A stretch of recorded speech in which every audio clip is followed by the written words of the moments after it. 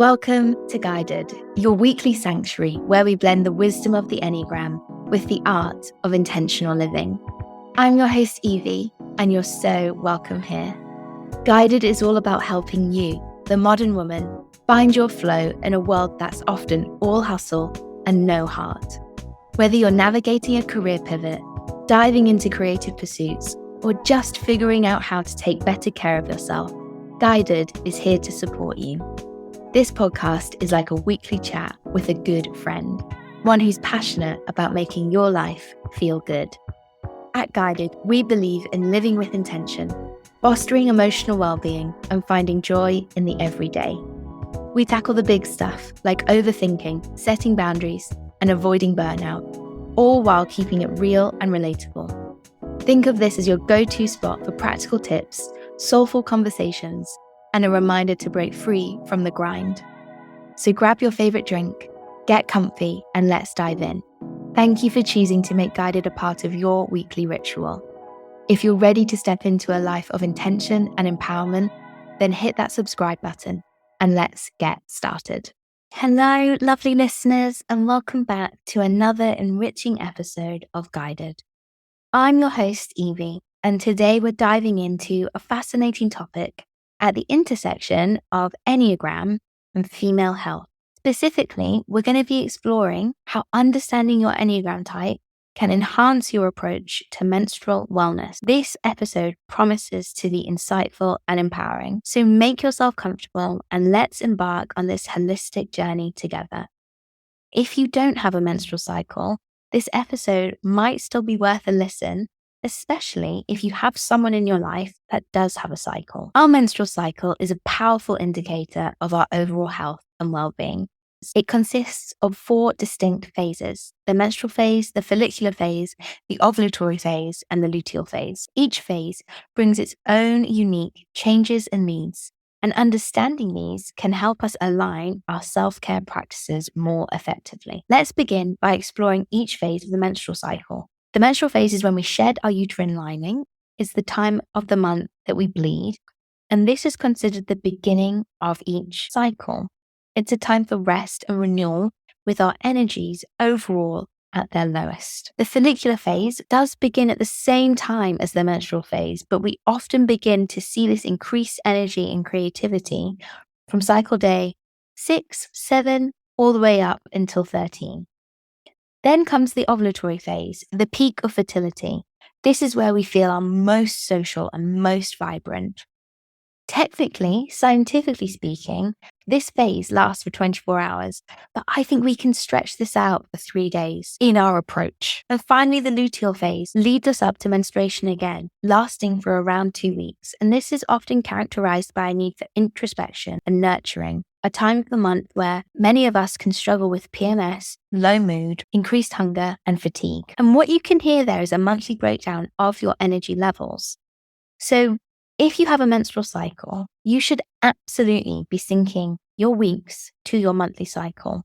There is no point booking in a ton of social activities for the second week of your luteal phase, much like there's no point in taking a lot of introspective time when you're naturally going to be more outgoing in your follicular or ovulatory phase. And by syncing and working with your body rather than against it, you get to step into a more aligned and empowered version of you, honoring the body you live in and celebrating how it's made rather than shaming it like many of us historically have done because it differs from our male counterparts. Now let's delve into how each Enneagram type can relate to the 4 phases and what practical menstrual wellness tips can support us throughout our cycle. Let's begin with type 1, the reformer. During the menstrual phase, it's important to allow yourself to rest without guilt. Use this time to build self-compassion through journaling and begin to release those perfectionistic tendencies. You know, the body is literally releasing here. Join in with that releasing, that spiritual release, and let go of what hasn't been serving you, that inner critic and those perfectionistic thoughts. In the follicular phase, channel your energy, do what you love, organize. I say this as a type 1, I'm being serious, but plan activities in that bring you joy. And if that is organizing, babes, you go for it. During ovulation, really important to connect with others and engage in collaborative projects. Remember, you're part of the dependent star. You're okay if everybody else is okay. If you don't know what that means, book in for an Enneagram blueprint typing session with me. It's in the show notes. But type ones love to be collaborative. Join in, do something, get your friend group involved in something and commit to making a positive change. And then we move right into the luteal phase, and we need to begin practicing gentle self-care and mindfulness to manage inner critic voices. Use your energy wisely, type 1. For type 2, the helper, the menstrual phase is a time to turn your nurturing energy inward. Focus on self-care and ask for support when needed. You're allowed. In the follicular phase, enjoy creative pursuits and activities that make you feel alive, helping you connect to your type 4 growth line. During ovulation, your social nature shines, so plan gatherings with loved ones. But do remember to plan ahead so you don't end up burnt out in the luteal phase. For type 3, the achiever, during the menstrual phase, you need to learn to take a break from your usual high productivity. And that includes pushing yourself at the gym if you're physically in pain. Use this time to reflect on your accomplishments and practice self-kindness instead. In the follicular phase, live it up, type 3, set your new goals and embrace activities that inspire you. And during ovulation, leverage your confidence in networking and public speaking. This is the best time for you to do that. So book in that public speaking, book in that networking for this week, for that time. In the luteal phase, really try and slow down and engage in activities that help you reconnect with your inner self. For type 4, the individualist, the menstrual phase is perfect for introspection and creative expression. This is what you're best at, type 4. How fantastic. Use this time to create art that reflects your emotions. As we move into the follicular phase, explore new and creative projects and ideas. Try something new. During ovulation, share your creativity with others and seek meaningful connections because you'll have enough energy during this time. And as we move into the luteal phase, honor your need for solitude and engage in more restorative practices. For type 5, the investigator, the menstrual phase is a time to retreat and recharge. Your two favorite things. So engage in quiet and reflective activities that nourish your mind. But do be ready for the follicular and ovulatory phases, where it's important to share your knowledge and insights with others or dive deep into some new opportunities. In the luteal phase, practice grounding techniques to manage and maintain balance between your inner and outer worlds. For type 6, the loyalist, during the menstrual phase, you need to focus on building that self-trust and reducing anxiety. And so that often comes through creating a comforting routine that supports your well-being. What do you need? In the follicular and ovulatory phase, this is a great time to hang out with your uber supportive network and enjoy social activities. And this can often look like games for type 6. As we move into the luteal phase, practice those self-soothing techniques and reaffirm your inner strength by following through on the ideas and thoughts you had during ovulation. For type 7, the enthusiast, the menstrual time is a time to slow down physically. And that is going to irk you, type 7s, because you want to be running at 100 miles an hour all the time. But use this time to practice your mindfulness and gratitude to stay present. In the follicular phase, go ahead, embrace those new adventures and experiences.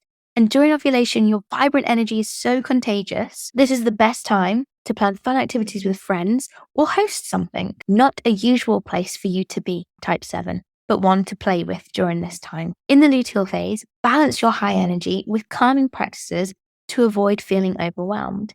This could look like yoga or Pilates, a solitary practice that is still energizing. For type 8, the challenger, during your menstrual phase, focus on vulnerability and emotional expression. Allow yourself to fully recharge and even be taken care of. In the follicular phase, engage in the activities that fuel your passion.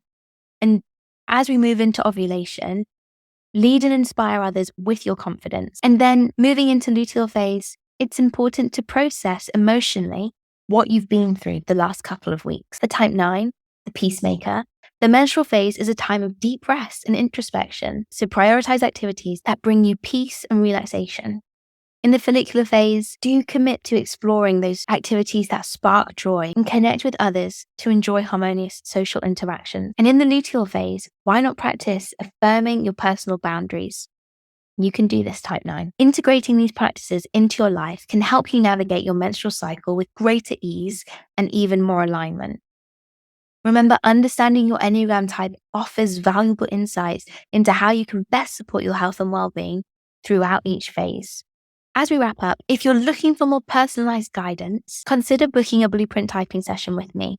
This is a wonderful starting point for your journey of self-discovery and is a perfect next step. Embracing the wisdom of the Enneagram and understanding your own unique needs can transform your approach to health and wellness. So use this episode as inspiration and let me know what you found most helpful. I can't wait to hear how you've got on.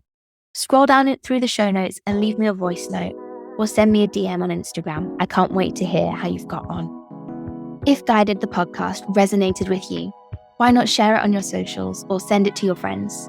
And if you have a spare moment, I would love it if you could leave me a review.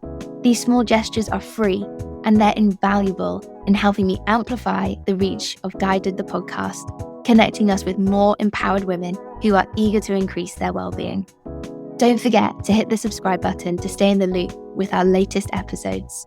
By subscribing, you'll stay connected and receive a weekly dose of inspiration directly to your inbox. Thank you for being a part of our community, for showing up, and for your commitment to personal growth and self-discovery. Until next time, take care of yourself, stay curious, and keep exploring the depths of your own inner wisdom.